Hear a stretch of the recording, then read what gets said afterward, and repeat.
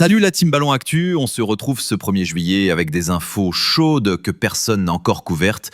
Au programme, Mikotadze déjà sur le départ de l'OL, les premiers mots de Paul Pogba après sa suspension et la nouvelle stratégie jeune du Real Madrid. C'est parti.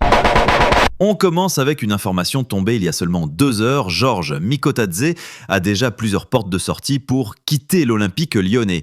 Une info qui va faire du bruit. Alors que l'OL vient de connaître une révolution avec le départ de Textor et l'arrivée de Michael Ekang, voilà que l'un des rares espoirs du club pourrait déjà faire ses valises. Et pourtant, rappelons que Mikotadze était revenu à Lyon l'été dernier pour 20 millions d'euros en provenance de Metz dans son club formateur. L'attaquant géorgien de 24 ans, qui avait brillé à l'Euro 2024 avec son équipe nationale, était censé être l'un des piliers du projet lyonnais, mais avec la relégation en Ligue 2, la donne a complètement changé. Selon nos informations, plusieurs clubs européens surveillent de très près la situation de Mikotadze et on peut les comprendre. Un joueur de ce calibre en Ligue 2, c'est une occasion en or sur le marché des transferts. Ce qui est particulièrement intéressant, c'est que Mikotadze a récemment changé d'agent en février dernier. Un mouvement qui, avec le recul, prend tout son sens. Son nouvel entourage travaille visiblement déjà sur un possible départ cet été.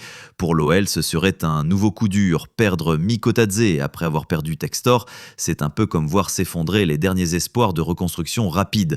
D'autant que l'attaquant représente une valeur marchande importante qui pourrait aider à assainir les finances du club. Les supporters lyonnais, qui ont déjà vécu tellement d'épreuves ces derniers mois, voient donc l'un de leurs rares motifs d'espoir surner leur échapper, car soyons honnêtes, garder un joueur comme Mikotadze en Ligue 2, c'est compliqué quand l'Europe entière vous regarde. Michael Ekang, la nouvelle présidente, va devoir gérer ce dossier chaud dès ses premiers jours. Garder Mikotadze pour tenter la remontée immédiate ou le vendre pour récupérer des liquidités, un choix cornélien qui va définir la stratégie de l'OL pour les prochaines années.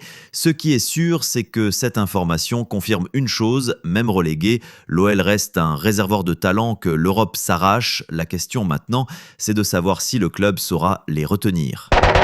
Deuxième info exclusive de ce Ballon Actu, Paul Pogba s'est exprimé pour la première fois depuis sa suspension pour dopage, des déclarations qui sont tombées ce matin et qui font déjà réagir. Pour rappel, Paul Pogba, l'ancien milieu de terrain star de l'équipe de France et de la Juventus, purge actuellement une suspension de 4 ans pour dopage, une sanction qui avait fait l'effet d'une bombe dans le football mondial. Depuis cette affaire, Pogba était resté très discret, évitant les médias et les déclarations publiques, mais aujourd'hui, il a décidé de rompre le silence et ses premiers mots marquent une volonté claire de rebondir. Sans rentrer dans les détails de ses déclarations, on peut dire que Pogba affiche un état d'esprit combatif. L'homme qui a soulevé la Coupe du Monde 2018 n'a visiblement pas dit son dernier mot dans le football.